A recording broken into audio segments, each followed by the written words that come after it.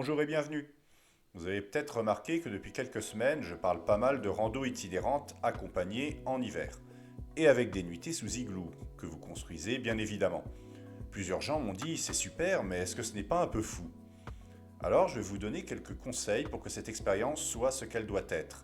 Un moment exceptionnel. C'est parti! Le matériel est évidemment un point très important pour dormir dehors en plein hiver. Je ne vais pas revenir sur tout, mais je voudrais insister sur quelques incontournables. Il y a d'abord le duvet. Dans un igloo, normalement, il ne fait pas en dessous de 0 degré. Mais en fait, comme l'igloo qu'on aura construit reste un abri de fortune, et qui ne sera pas forcément fait dans les règles de l'art, on peut considérer qu'il fera un peu plus froid. Mais attention, il nous protégera tout de même efficacement contre les éléments extérieurs, le vent par exemple, ou le rayonnement nocturne qui congèle tout. Idéalement, il faut que le duvet résiste à des températures avoisinant moins 5 degrés. C'est vrai que c'est un investissement, mais ça vaut le coup. Ensuite, et c'est au moins aussi important, il faut être isolé de la neige au sol. Vous pouvez avoir un super duvet, mais si vous dormez à même la neige, vous aurez froid et pire, vous serez mouillé. Je mets en général, par terre, une couverture de survie et surtout, je dors sur un petit matelas gonflable.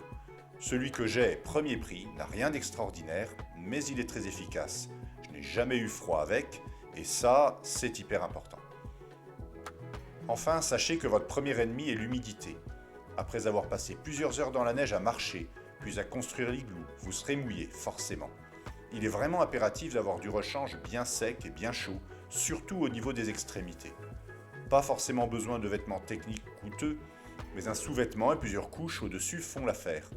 Pour les pieds, de bonnes chaussettes épaisses, pas trop serrées, sont utiles. Des gants, pas trop épais, mais quand même chauds pour les mains, de quoi se couvrir la tête et les voies respiratoires, ça aide aussi. Et si les conditions extérieures sont un peu rudes, des chaufferettes pour les pieds ou les mains peuvent rendre service, mais il y a encore d'autres astuces avec les moyens du bord. Voilà déjà quelques conseils. À part le duvet, il n'y a pas forcément besoin de matériel ultra technique et cher. Deux priorités à mon sens, s'isoler de la neige au sol et être au sec une fois dans le sac de couchage. Alors n'hésitez pas à m'écrire si l'expérience vous tente, que ce soit juste pour construire un igloo sans y dormir tout de suite, ou pour une nuitée d'essai, ou pour une itinérance plus longue. À bientôt!